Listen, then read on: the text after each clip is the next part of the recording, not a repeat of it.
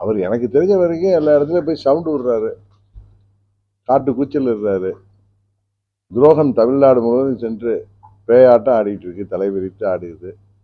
போதாக்குறைக்கு மற்ற கட்சி கொடிகளை தங்கள் கூட்டங்கள்ல அதை கூட சரியா செய்ய தெரியல. அதுல நான் பார்த்தேன் இன்னைக்கு நாமக்கல் மாவட்டத்துல குமாரபாளையத்துல நினைக்கிறேன், அந்த கூட்டத்தில் ஒரு ஏடிமிக்க டிஷர்ட் போட்டு தாவேகா கொடியை தூக்கி பிடிக்கிறாங்க. ரொம்ப அரசியல்ல ரொம்ப தரம் தாழ்ந்து பழனிசாமி கம்பெனி செயல்பட்டு கொண்டிருக்கிறது. காரணம், ஒரு கட்சி அது இப்பதான் அந்த நமது கரூர் துயர சம்பவம் நடந்து இப்பதான் 2வது வாரமே, இன்னைக்கு சனிக்கிழமை தான் முடியுது. இன்னொரு கட்சியோட கூட்டணியை பத்தி பேசுவது, ஒரு கட்சி கூட்டணிக்கு வர வேண்டும் என்று நினைப்பது அவர்களுடைய உரிமை. தேர்தல் இருக்கிற இடத்துல கூட்டணி வேணும்னு ஒரு கட்சி நினைக்குது, அதெல்லாம் தவறு. அதெல்லாம் தவறு இல்லை. ஆனா அவர்கள் இதே மாதிரி ஒரு கொடுமையான துயர சம்பவம் அங்க நடந்திருக்கின்ற நேரத்தில் நாம் முன்பு சொன்ன மாதிரி வீடு பற்றி எரிகிறப்ப சுருட்டுக்கு நெருப்பு கேட்கிற மாதிரியும்,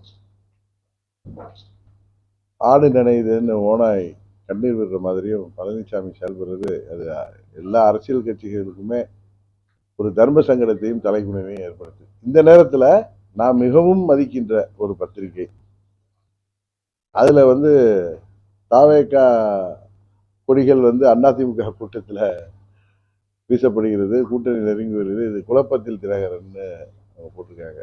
என்ன நடக்குது? சோசியல் மீடியால அந்த கொடியை ஒரு அதிமுக தொண்டர் கையில கொடுத்து 2 கொடி ஒரு கூட்டத்தில் பிடிச்சி வச்சிருக்காங்க.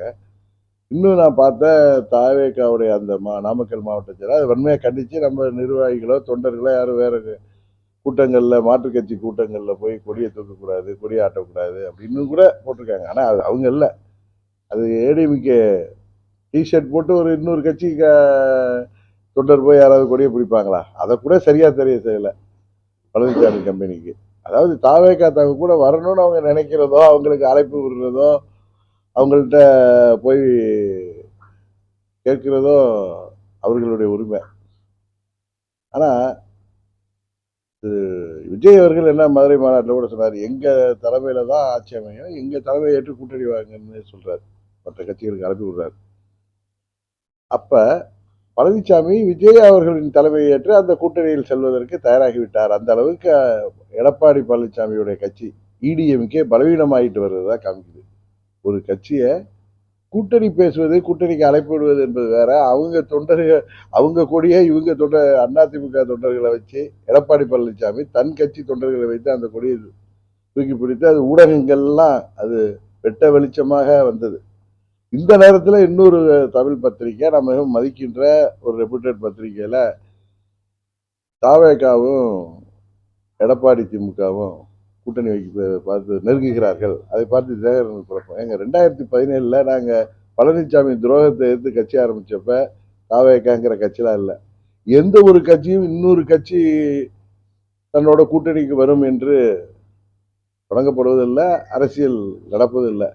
அதை கூட அவர்கள் தெரிந்திருந்தும் அவர்கள் ஏதோ ஒரு கால் புரட்சியோட அப்படி அவர்கள் ஒரு செய்தி வெளியிடுறப்ப அது அவர்களுடைய ரெப்புடேஷனை தான் அது பாதிக்கும்.